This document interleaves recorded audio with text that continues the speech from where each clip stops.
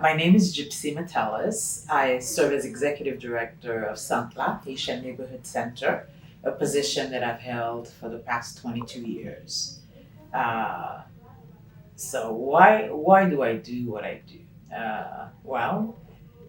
22 years later, I realized that it's a calling, it's a passion. It reflects a tradition in my family of helping, of being engaged and involved in community, one's community.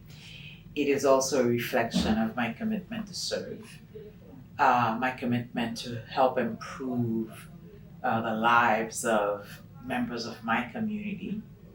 And in this case, since we're focused, Sublas focused on serving the Haitian community, so my commitment to serving to improve the lives of Haitians, to improve the conditions of Haitian immigrants, and to give voice to the challenges, the issues, and the aspirations of Haitian immigrants in South Florida.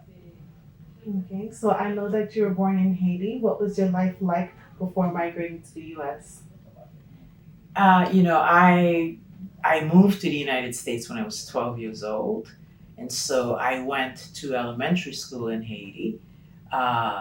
I'm very grateful that I had the opportunity to have that foundation. I went to Sacred Heart School in Port-au-Prince. I grew up in a boarding house because my parents had left for the United States and insisted that I remain in Haiti to at least complete that elementary education cycle. Uh, Again, it's a decision I'm grateful that they took, they made, because it's been, I would say, uh, an important element in my own my education, my outlook, my you know I guess my accomplishments, if we can speak of accomplishments. I think that is all of those things are tied to that foundational experience I had in Haiti. Yeah, so I remember a very happy childhood, um, and that's pretty much my experience living in Haiti. So when migrating here, who did you come with and who did you leave behind? And did anyone come ahead of you from your family? So as I stated, my parents came first, and because that was the practice. Your parents come first; they make a way for you, and then you join. In my case, I came in at the age of 12, having completed my elementary education cycle, which was a desire of my parents. And so by the time I got here, I was ready to move into middle school because unfortunately I was too young to go into high school, though by academic achievement, that's where I should have started. But because we're placed by age in the United States, and so I started at seventh grade. Reflect on when thinking about leaving your country to come to the US. I don't think I made the decision to leave. It was not my choice to make. It was a choice that was made for me.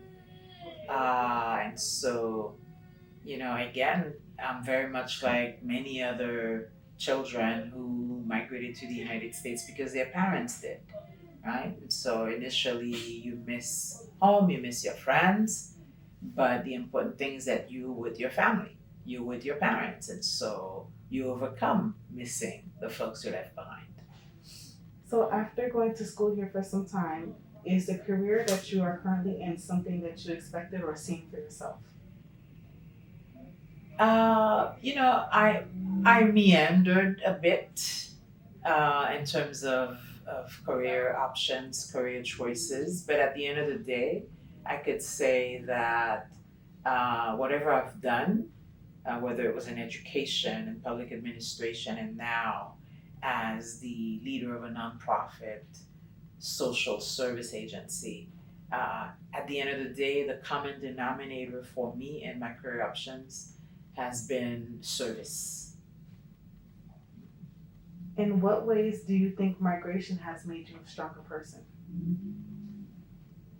Yeah, I don't know that my experience compares really to the experience of of most Haitian migrants, right?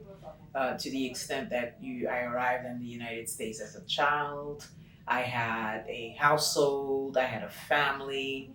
I didn't really want for anything. I didn't have to go out and get a job. I didn't have to live on the streets. I didn't have to depend on the mercy or goodwill of outsiders. And so I wouldn't dare compare my experience to the experience of most immigrants, right? And so, if anything, that's the kind of experience you wish everybody had.